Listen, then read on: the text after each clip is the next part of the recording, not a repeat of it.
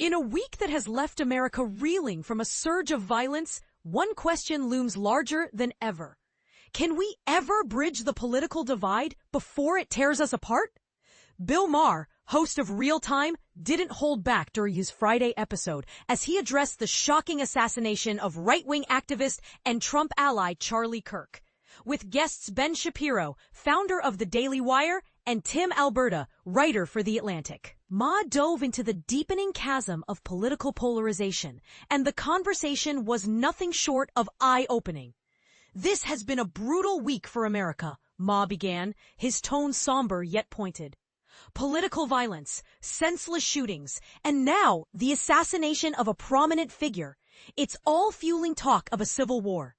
But here's where it gets controversial. In the wake of Kirk's death, Colorado Representative Boebert called for a silent prayer in Congress. But when she abruptly declared, "Silent prayers get silent results," it wasn't just awkward. It was a stark reminder of how fractured we've become.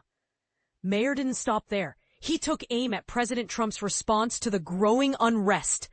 When asked how he plans to unite the country, Trump's answer was, "I know this will get me in trouble, but I could care less," Maher recounted, drawing laughter from the audience. His message? Let the healing stop. But this is the part most people miss. During the discussion, Shapiro highlighted a disturbing trend among Gen Z. Only 57% of Gen Z believe there's no excuse for violence in response to speech, he noted, citing a recent poll. That means 42% think violence is sometimes justified. That's not just alarming, it's terrifying. Alberta, who described himself as a sparring partner from a distance, to Kirk, added, "The response to this tragedy hasn't been shock or a call for unity. Instead, it feels like this kind of violence is becoming normalized, especially among younger voters." Maher then pointed to a broader issue, the role of social media in amplifying division. The governor called social media a cancer. And I agree, he said. People are so entrenched in their bubbles that they can't see the problem is on both sides. And this is where it gets even more contentious.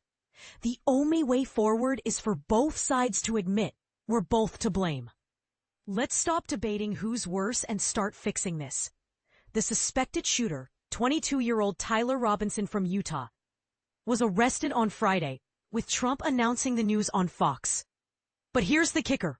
Maher and Shapiro clashed over how to report on Robinson's political views. Early reports suggested he leaned left, Shapiro said, referencing articles from Tablet magazine and The Guardian. But Maher fired back. It's only been 2 days. The internet is undefeated in jumping to conclusions. Kirk, who appeared on Maher's Club Random podcast in April, co-founded Turning Point USA to promote conservatism on college campuses. His assassination at Utah Valley University has left the nation in shock, and the conversation about where we go from here more urgent than ever. But here's the real question. Can we rise above the noise and find common ground? Or are we doomed to let this divide destroy us? What do you think? Is there hope for unity? Or is the damage already done? Let's hear your thoughts in the comments. This is one debate we can't afford to ignore.